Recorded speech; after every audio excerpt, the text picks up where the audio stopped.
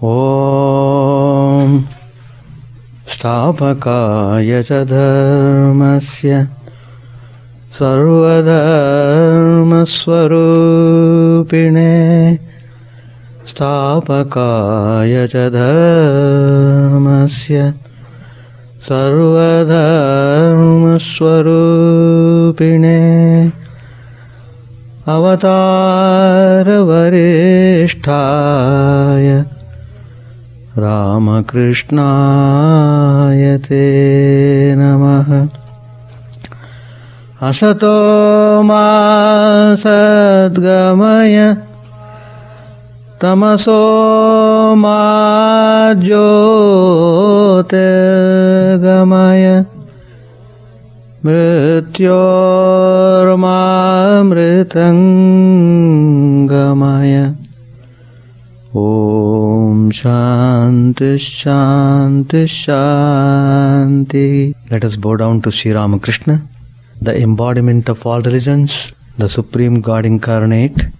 Let us pray to Him to lead us from the darkness of ignorance, to lead us from the unreal to the real, to lead us from death to immortality.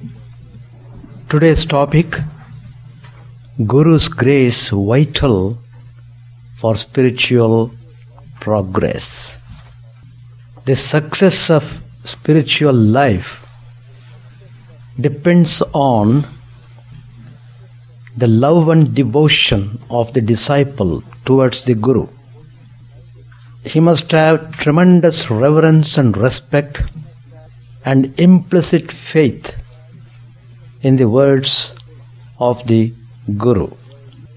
Here, Guru I mean the spiritual master, the one whose mind is dwelling in God all the time and who is practicing spirituality in his daily life. When he speaks what he means. So, whatever the instructions the spiritual master gives must be followed without any doubt. Then it is possible to get success in this very life. Well, success depends on various factors. Guru is always there to help, to guide you, to lead you towards the final goal of seeing God, communicating with God, finally becoming one with God. Unto that stage, Guru always follows you and you should always follow the Guru. So, everything must be very clear. There should not be any confusion in the spiritual matters. You have to take immediate steps where they are needed. So, as I said, the success depends on so many factors. One of the important factors is how far your mind is ready, how far the mind is pure enough, how far the impurities of the mind are removed from the mind. So each one's samskaras is different. And each one has to fight in his own way or in her own way. But the fighting must be done systematically and properly. Then only you get success. Well, you need to know so many things. When we talk about Guru's grace, Guru is the one who always wishes spiritual welfare for you. Even though you may be in very difficult situations, even though at times you may lose faith in the presence of God, Yet, Guru is so graceful. He tries to see how you overcome that problem. But the point is, there should be a good relationship established, well established, between the Guru and the disciple. Why I am telling this point is that people are taking it very easily. Today you have one Guru. After 1 month you have another Guru. In the 3rd month you will have one more Guru. So in the period of 1 year you will have 12 Gurus. It is funny. And it becomes funny. And the result is you will reach nowhere. Sri Ramakrishna gives the example of a person digging the well. He is trying, he digs at a particular place, probably he is meeting some obstruction on the way, he leaves that, goes to second spot, digs for a while, go to third spot, whole day he is spending time, he is not able to get a drop of water, and he will never get. You will never get. So, you are fooling yourself in that process. Fooling yourself in that process. So you have to be very careful when you are entering the realm of spirituality. Because spirituality needs your 100% practical application. Without practical application, your spiritual life will not have started at all. So, you must be always watchful and you must be always aware of your spiritual goal. That is the reason Swami Vivekananda gave that clarion call, arise, awake and stop not till the goal is reached. That means the goal must be always in front of you. Every day, every moment you must think of your goal. That keeps you doing things properly.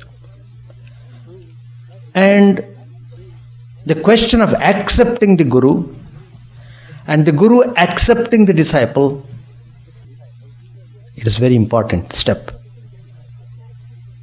So you have to go in search of a proper Guru, right type of Guru. It must be well authenticated, not bogus. So that's a difficult task, no doubt. But if you have real earnestness, God will provide you the Guru. And when the Guru really prays for the welfare of humanity, good disciples will come to the Guru. Both ways it works. So, Guru's play is very important in the life of the disciple aspiring for spiritual progress. The meaning of spiritual progress is that more and more you must turn towards God, less and less towards worldly things. That means the mind must be drawn more and more towards God, less and less towards worldly things. That means the mind should not be distracted too much towards the world. So you must develop a taste for spiritual life. That is possible only when you establish your contact with a holy person and you get in touch constantly with the holy atmosphere. Everything is important when it comes to spirituality. You can't neglect anything. So, Guru's role is very important, I said, because he takes the responsibility of the disciple. He feels very happy if the disciple is moving forward in the spiritual journey. So he sows the seed of spirituality in the soil of mind of his disciple.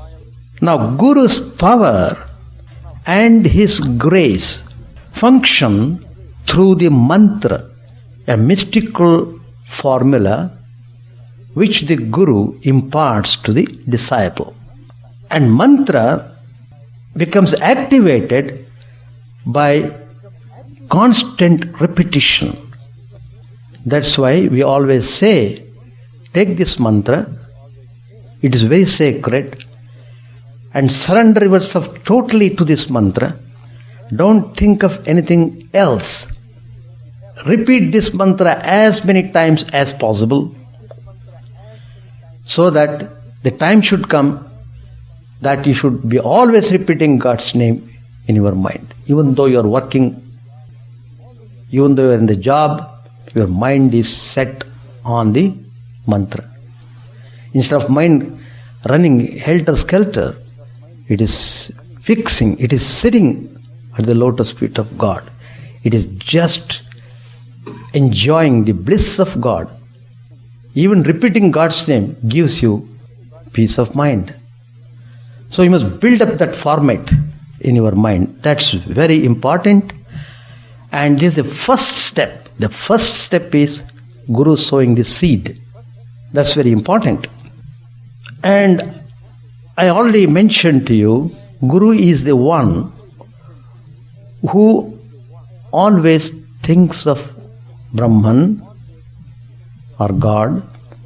And so it is well established convention, and all the holy scriptures have declared that Guru is the very embodiment of God, because he thinks of God and God alone. He thinks nothing other than that. So to a disciple, therefore, Guru is verily God himself. He is Brahma, he is Vishnu, he is Maheshwar. Guru Brahma, Guru Vishnu, Guru Devo Maheshwaraha. We say in the prayers, it is really so. If you look upon Guru with that love and devotion, with that reverence, you are sure to improve in your spiritual life. So, Guru is the connecting link between God and the disciple. Sri Ramakrishna explains nicely about the categories of teachers. One type of teachers, he takes the example of a doctor, a medical doctor. A patient approaches the doctor looks at the patient, examines him, feels his pulse, and prescribes the necessary medicines and tells him, take this. That's all. He doesn't inquire later on whether he has taken the medicine, what is his condition. No. Simply prescribes the medicine and goes. That is the type of teachers you find, one category of teachers. They don't give much attention, or they won't really pay any value to their teachings and whether the disciples are following what they have told. They just give it and leave it there. There is not much involvement in that relationship. Sri Ramakrishna tells that. So, that is the first type of teachers you find as the first type of doctors. Another type of doctor, Sri Ramakrishna gives the example.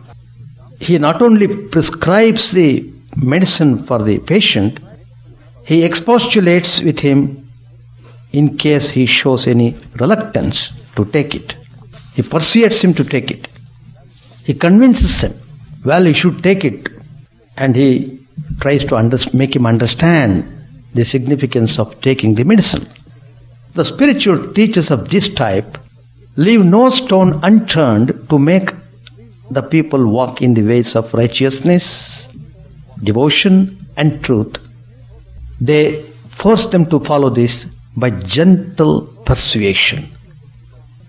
That's why they keep on telling you, please be in touch with us, have contact with us, always discuss the spiritual matters. That way, they are trying to persuade the disciples, followers, to follow the spiritual life. There's another type of doctors. Sri Ramakrishna gives the example of such type. He will proceed to use force with the patient in case his expostulation failed. The doctor of this type puts his knee on the chest of the patient and forces his medicine down his throat, because the doctor knows very well it is very important that that patient should take that medicine. In order to save him, he forces him to take it. In the same way, the spiritual teachers of this type would use force, if necessary, with the disciples, with a view to making them walk in the path of the Lord.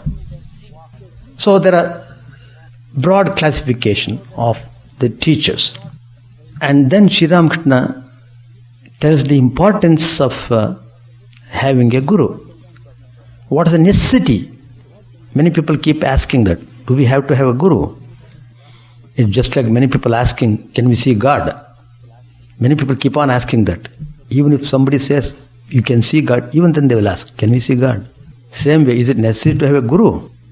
And again Sri Ramakrishna tells, suppose a man has gone to a new place, he needs some directions to proceed. So he has to take the help of a person who is well acquainted with the new place. But if he keeps on asking many people, instead of going in a proper way, he cannot reach the place at all, and he will end up with confusion. So, in the same way, in trying to reach God, one must implicitly follow the advice of one single spiritual master who knows the way to God. And Sri Ramakrishna gives a nice example. At the game of chess, the onlookers can tell what the correct move is better than the players themselves. In the same way, men of the world, people who are in the world, they think they are very clever, but they are attached to the things of the world. Money, name and fame, and many other things. As they are actually engaged in the play, it is very hard for them to hit upon the right move. It is holy people who have renounced the world, who are not attached to worldly things. They can guide properly. They are like the onlookers at a game of chess. They see things in their true light and can judge better than the men of the world. Hence, in living the holy life, one must put faith only in the words of those who meditate upon God and who have realized Him. If a man wants a legal advice, what he will do? He will consult an attorney who is in the profession. He will not take the advice of anybody in the street. If a person is very earnest in spiritual ways, God Himself will provide the proper teacher. The person need not take trouble of finding out the guru. That's a very great statement of Sri Ramakrishna. In the life of Sri Ramakrishna himself, we see how all the gurus came to Sri Ramakrishna, accepted him as a disciple, initiated him into a particular mode of practice, and he got success in every practice he undertook. So, the spiritual master, the guru, plays a very important role in one's spiritual life. But there are subsidiary teachers, there is upagurus. The upagurus may be many. Who is upaguru? He is an upaguru from whom anything whatsoever is learned. Now, if a person follows the instructions of the guru and follows them, all the doubts and troubles vanish.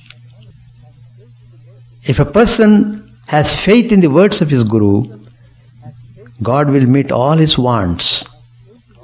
Holding him by the hand, He will lead him on the right path.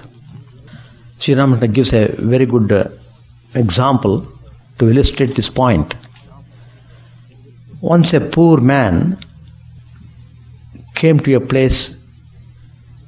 He wanted to see the king in the palace. The palace has 7 gates. Of course, before he has to enter into the palace, he has to take the permission from one of the ministers. And one of the king's minister grants poor man's request and leads him through the gates to the royal presence. At each gate, there stands a richly dressed officer. And every time the poor man asks the minister whether that was the king, because for him everything is exciting. The minister says, no, this is not the king. But he leads him on, come on, follow me. Then when they come to the 7th gate, the king stands before them in all his splendor and beauty. Then no question is asked. The man recognizes the king. So it is with the Guru. Like the king's minister, the Guru leads the disciple through different stages of spiritual unfoldment until he leaves him with the Lord. Look, this is your chosen ideal. And then Guru himself merges in that chosen deity. Service to the Guru is considered very important spiritual practice in the spiritual life of a person. It is very important at the preliminary stage. Later on, when the aspirant becomes strong enough in his spiritual ways, then his mind itself plays the part of the Guru. So, from the disciple point of view, he should not see Guru as an ordinary person. Though he looks ordinary as a human being, he is really extraordinary spiritual master. And the disciple should think the Guru's physical body is a temple of God. If the disciple serves the Guru with this idea, he acquires intense love for him, which later develops into an intense love for God. So, Guru is the one who shows the path to God through the mantra, as I said earlier. He gives the secret of spiritual practices. He watches over his disciple and protects him. So, Guru is always concerned about the welfare of the disciple. So, one must have intense faith in the words of the Guru, which I said earlier, and then you will see how we can make remarkable progress. So, even though you may make many mistakes, yet all those mistakes can be rectified by the grace of the Guru. And so it is very important to have the Guru for one's spiritual life. The words of the Guru give a new turn to the life. And again, Sri Ramakrishna tells, when a man is riding a bicycle, someone sees that the road he is taking will lead to danger, so it turns him round and starts him in another direction. The man keeps on pedaling as before, and the bicycle keeps on moving, but now the man is moving away from danger instead of towards it. Similarly, the Guru sees that the direction the disciple has taken is dangerous, so he turns him round. So all his activities may go on as before. He may keep on pedaling just the same, but now he is riding in a safe direction. So the Guru's work is to give the turn to the person in the right direction. And the disciple must have implicit faith in the Guru and the scripture. So you must be very strict about your struggles. your practices. So success depends on the sincerity and effort on the part of the disciple. Through spiritual practice, one will get unswerving faith in the words of the Guru, in the Lord, and in the scriptures. Now let us take some cases how the Guru's grace flows on the disciple and how the disciple is overwhelmed by Guru's grace. There is an incident in the life of Sri Shankaracharya, the exponent of Advaita, a great Acharya he was. He had 4 principal disciples. Each one of them was very great, and each one of them got the grace of the Guru. And Guru Shankaracharya, who had realized Brahman, who knew the reality, and who said one could realize his true self in this very life. One could be liberated while in this world. It is not after death you get salvation. No. Even when you are living in this world, you will know your true nature and you can experience the bliss of God.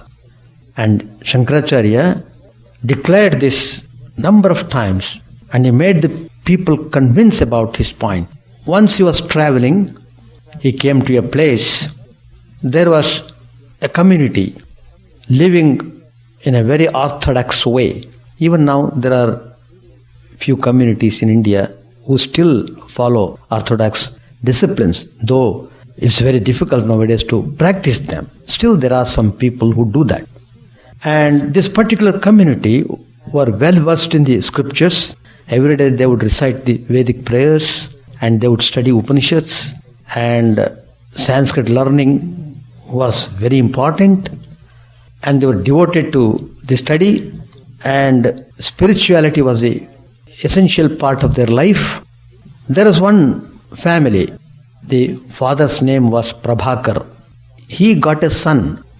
After many years, a son was born to them. He had lot of property. He was nothing to worry. And a religious person. He wanted to see that his boy could be properly educated in the Vedic tradition. So he tried to teach him a lesson. He tried to take classes for him. But it so happened the boy could not speak at all. He was a dumb and he was behaving like an idiot.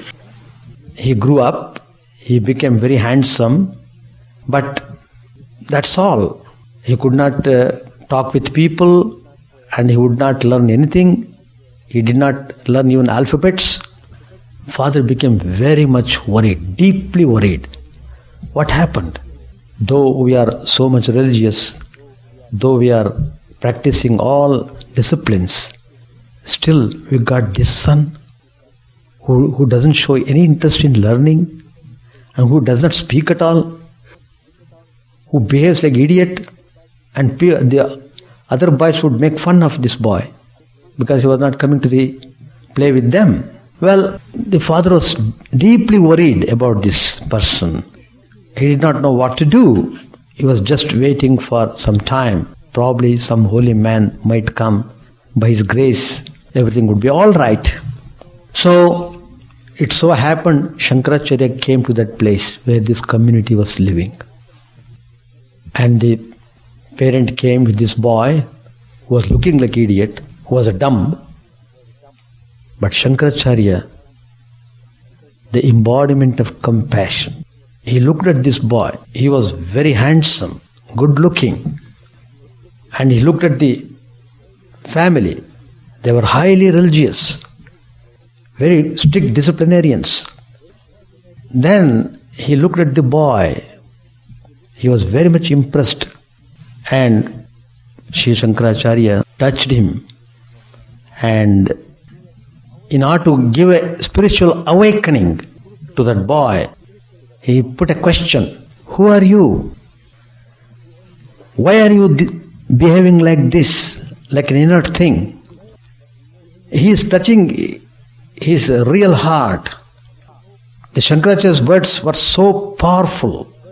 They were mystical, full of grace, and it worked very well. Instantly the boy began to talk, and he began to speak about Atman. I am not this body, I am not this mind, I am not this, I am not this, I am that Supreme Self. The consciousness, the indwelling consciousness. I am that consciousness. I am none of these external things. Like that he began to narrate. He began to compose hymns. That was astonishing to the father. First time the father was seeing that boy could speak so well, and not only that, even though he had not learnt any alphabets, now he could compose the Sanskrit poems, and he is praising Shankaracharya. So the father was immensely happy and peaceful. Then Shankaracharya says to him, look, this is not the place for your boy. He tells the father, this boy should come with me. And he became one of the principal disciples of Shankaracharya. You know, Shankaracharya established 4 mutts. They are very famous in India. And this particular mutt where Shankaracharya accepted this boy, it is Dwarkapit. It is one of the 4 mutts. It's also called Sharda Mutt. And their principal study is Samved. See, this is another interesting point. Shankaracharya established 4 mutts. In each mutt, one Veda is specialized. In this particular mutt, Dwarka Pita, Samved was well studied. 4 Vedas are there: Rigveda, Yajurveda, Atharvaveda, Samveda. Samveda was here. And every Veda has got one principal statement. We call it as Mahavakya. And the Mahavakya of this Samveda, which is highlighted, is that Tattvamasi, thou art that. That's the that thou art. You are that. So that is the famous statement there. And the novices who are trained in that particular ashram there, during that period, they are called as Swarupa. And when they live that life for sufficient period of time, then they will become monks.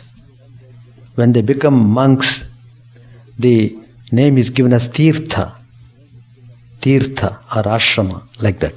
Anyway, so this boy was accepted as a disciple by Shankaracharya, and he named him as Hastamalaka. Hastamalaka. The name also is very significant. The boy was so guileless and pure, this realization was at his hand. Anytime he could feel the presence of God. Now another incident in the same Shankaracharya's life, I am just telling you how Shankaracharya's grace flowed upon the disciple. This boy, his previous name was Giri. He was very devoted to the Guru. He came in search of spiritual knowledge, and he stayed in the hermitage, and he wanted to serve the Guru. This is a great example of what benefit the disciple would get by serving the Guru. And he was very meticulous. Everything he would do very attentively. He would never neglect anything. He would even anticipate, my Guru may want this. So even before Guru asked him, he would place it there. He had such intuition, doing service very thoroughly, attending to all the personal needs of Shankaracharya. He was washing Swamiji's clothes also. Everything very nicely he would do. And Shankaracharya used to take classes for them every day. Even now in the mutts in India, every day they study Upanishads. And the disciples would sit and Shankaracharya would explain the scriptures. One particular day, the boy could not come because he had not finished the work he was doing. He was just washing the clothes of the Guru.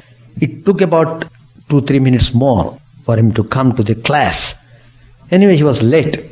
But then the other disciples, they were restless. They had some ego. They thought that boy who was washing the clothes of the Guru, he was not very much interested in the studies as they were. They thought like that. And they were more intelligent than him. So, that kind of wrong thinking entered into their mind, and the disciples, they started the peace chants. See, whenever the class is to be started, it starts with the peace chant, just as I did prayer songs before the commencement of this talk. And Shankaracharya was taken aback. The disciples are starting the Shanti mantra, indicating that the class should start. And Shankaracharya is a Jnana Purush. He could know everybody's mind. And what he did was, he just raised his hand and blessed that boy who was washing his clothes. Let him be illumined. Let him get the knowledge. See how his grace flowed. It had tremendous effect. As soon as he finished the washing and came to the class, he began to quote the scriptures. And it was surprising to all the disciples. Not only that, he began to comment upon the difficult statements of the Upanishads. And he became well versed. Not only that, he became well acquainted with 14 subjects. 14 subjects. All these things could happen on account of Guru's grace. Guru was immensely pleased at his single-minded devotion. And his main concern was, the disciples' attention was to do service to the Guru. So, he was doing wholeheartedly, and Shankaracharya was impressed by his sincerity, and he go and serve a person. Then you will see. Anyway, that boy became very famous, and Shankaracharya named him as Totakacharya, and he made them the head of the center. Hastamalaka became the head of the Dwarka Pita, and here Totakacharya became the head of Jyotirmat, that is in the north, near Himalayas, Jyotirmat. On the way to Kedar Badri, you find that. So their principal study is Atharva Ved. The highlight of that Atharva Ved, as I said, the Mahavakya, the famous statement. Each Veda has got famous statement. In this Atharva Veda, the highlighted statement is, I am Atma Brahma. I am Atma Brahma. This Atman is Brahman. And during their novices period, they will be called as Ananda, and when they get sannyas, they will be called as Giriya Parvat. Well, there is another disciple of Shankaracharya. His name was Padmapada. See, they were all very devoted to spiritual knowledge. And Shankaracharya wanted to test them. Sometimes the Guru tests the disciples. It's amazing. And in order to highlight the good qualities of the disciples, the Guru does such tests sometimes. You must know that Sri Ramakrishna also tested Vivekananda, how he became totally indifferent to him. When Vivekananda came to see Sri Ramakrishna, Sri Ramakrishna would not even look at him, though he loved him very much previously. It's a test.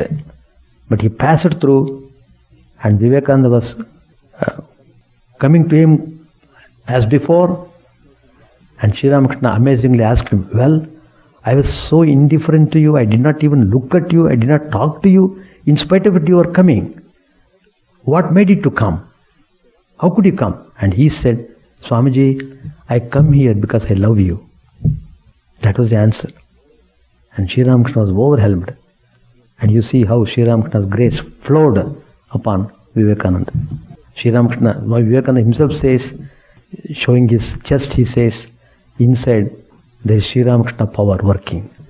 And he says that when he came to West, Swamiji says, Sri Ramakrishna was always following him on his back. Like that. Now here, Shankaracharya wanted to test the disciples. The disciples were standing on the opposite side of Ganges, and Shankaracharya was calling them, come quickly. That was the, come quickly. And the Guru's words were heard by everyone. And some of the disciples were, no doubt they wanted to come quickly, but how to come, how to cross? Either they should swim or they should take a boat. Swimming is possible only if they know swimming. Otherwise they have to come by boat. So they were searching for the boat to cross the river. But there was one disciple among them who never cared for anything else. He just wanted to immediately obey the Guru. The Guru has said, come quickly, let me go quickly. He just jumped into the river, running river. He was walking through, not caring about his life. But it so happened, he walked straight over the swiftly flowing waters of the Ganges, and Shankaracharya knew how that particular disciple was very upright, and he appreciated his total dedication and devotion. So what happened was, when he was walking swiftly, his each step was supported with a lotus of gold. Lotus of gold. So he crossed the river Ganga. Then, because at every step his step was being put on the lotus, so he was named after Padmapada. His name became Padmapada. Padma means lotus, and Padmapada was made the head of the Govardhan Mutt, that is in the eastern part of India. It is in Puri. Their Veda is Rigved. The highlight of that Rigved is Prajnanam Brahma, Brahman, the supreme knowledge. Now, the next one, that is the fourth one, in Sringeri, that is the first mutt which was established by Shankaracharya. The head of that mutt was Sureshwaracharya, his name. So, how he became the recipient of Guru's grace, that's very interesting. And before he took up sannyas, he was an householder. Not ordinary type of householder. Householder means who would follow strictly the Vedic way of life. A highly disciplined life. Highly disciplined life. Who believed in the Vedic rituals, and every day there would be some function going on in his home. He was very strict, very orthodox in his practices. His name was Mandana Mishra. And Shankaracharya went to him, discussed with him, called him for the debate, and established Vedanta. And according to the agreement, whoever is defeated must follow the person who has won. And Shankaracharya won in the debate, so Mandan Mishra had to renounce the world. He had to give up his wife, he had to give up his home, he had to give up everything. He had to become a monk. And he did become monk. He never hesitated. He felt totally assured by Guru's grace. He was pleased by the knowledge of the spiritual knowledge of Shankaracharya, and later on he was called as Sureshwaracharya. The principal Veda they study there is Yajurved, South Sringeri Mutt. The Mahavakya is Aham Brahmasmi, I am that Brahman. Who is this I? Do you think this I is this body? This little body will go away after some time. It is a mortal frame. One has to give up this body some time or other. So there's one eternal thing. It is never dying. It is always there. It is never born. It is never dying. That is that supreme power. That is the supreme Brahman.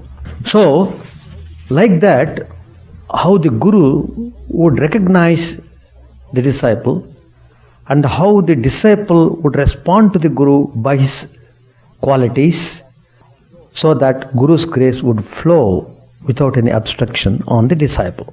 Now coming to Sri Ramakrishna, you will see how extraordinary grace of Sri Ramakrishna flowed upon the spiritual aspirants. Sri Ramakrishna became the teacher of the teachers. Paramagurubhyo Namaha. He became the supreme teacher, Sri Ramakrishna. Well, to give one example in Sri Ramakrishna's life, you find that, Totapuri, he was the guru of Sri Ramakrishna, who taught him how to meditate on non-dualistic aspect, how to meditate on formless aspect of Brahman, how everything is Brahman, nothing but Brahman.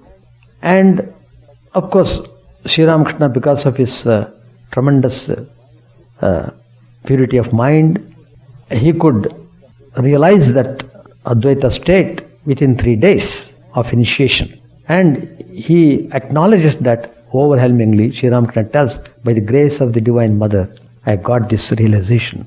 Grace of the Divine Mother. Sri Ramakrishna valued the grace very much.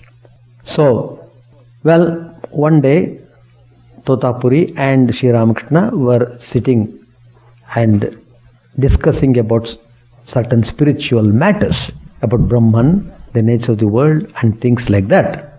And Totapuri had a fire in his front. According to that discipline, the Totapuri would always have a fire in his front, and he would sit and meditate in front of the fire. The fire was very sacred to him.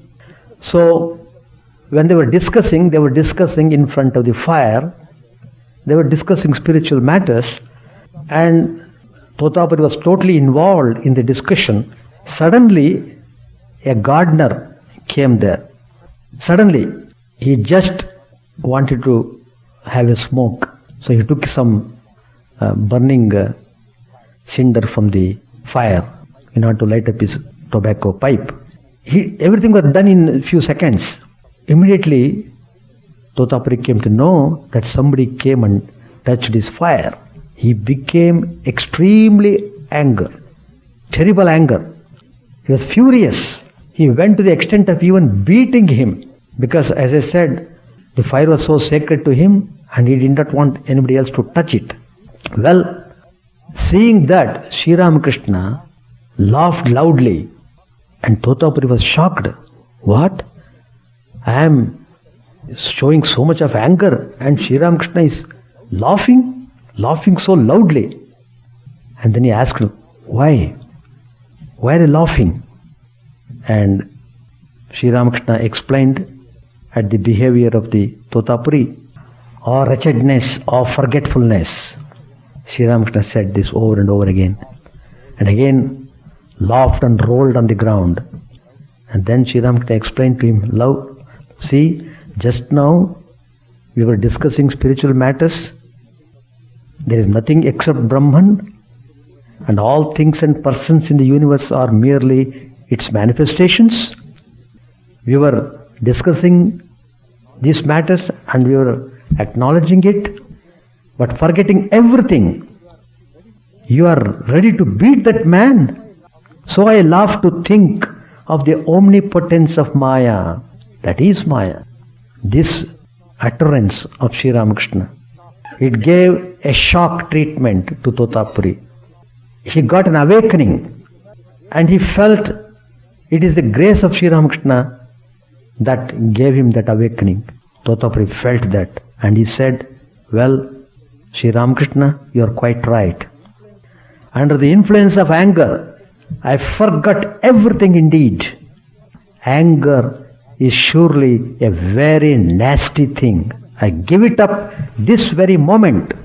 Since that day, Totapuri was never seen to be angry again. He was never seen to be angry at all. So, see how Sri Ramakrishna's grace worked here, and he wanted to correct him. He was the right person, because no doubt he had done spiritual practices for 40 years and he had realized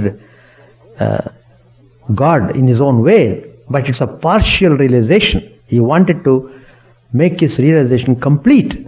So there was little correction to be made, and Sri Ramakrishna did that. And Totapuri was highly pleased. There's another instance. There were many spiritual aspirants who were struggling very hard in their life, and two people were very prominent. For our purpose here, I am talking about them. Their name was Chandra and Girija. Both of them were lovers of God. One of them, Chandra, he got a power, a miracle, working on a tiny ball. So by that power, he could become invisible. He was not being seen by others.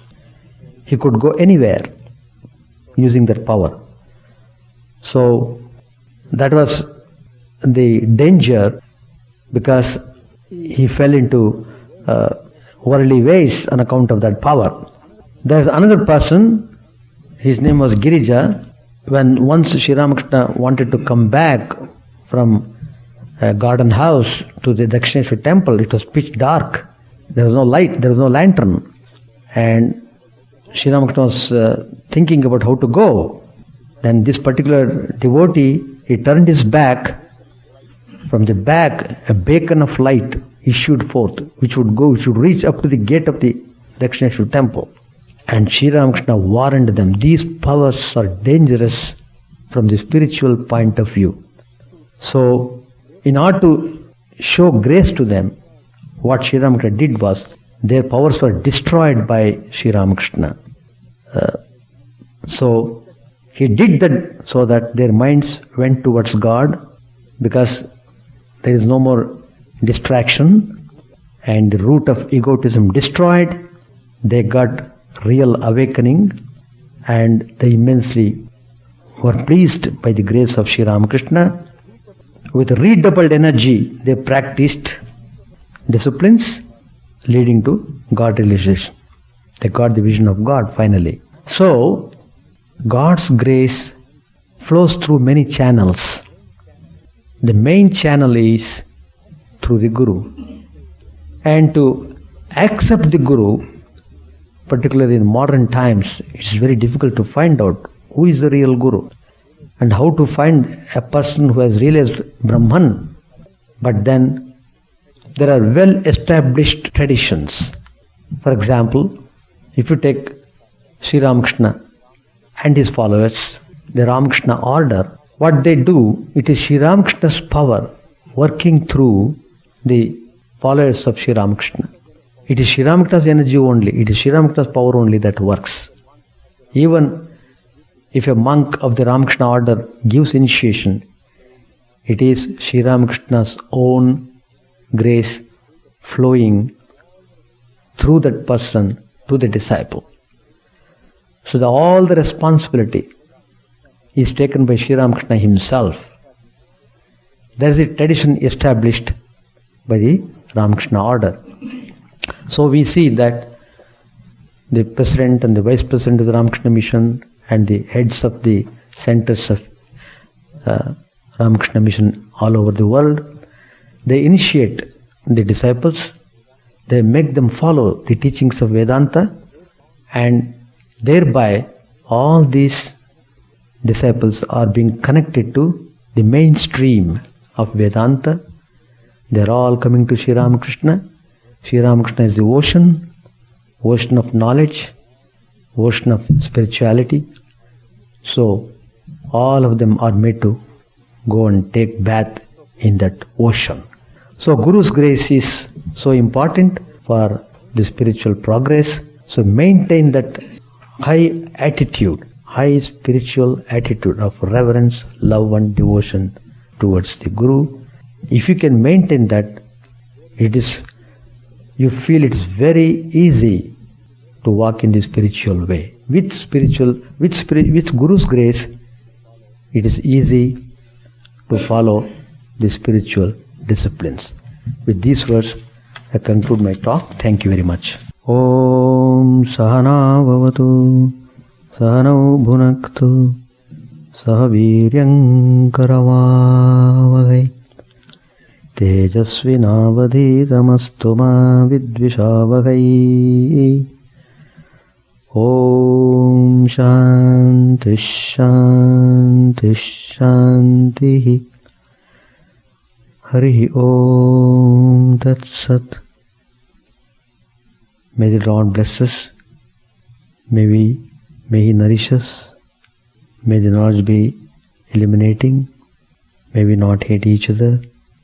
Peace, peace, peace be unto all.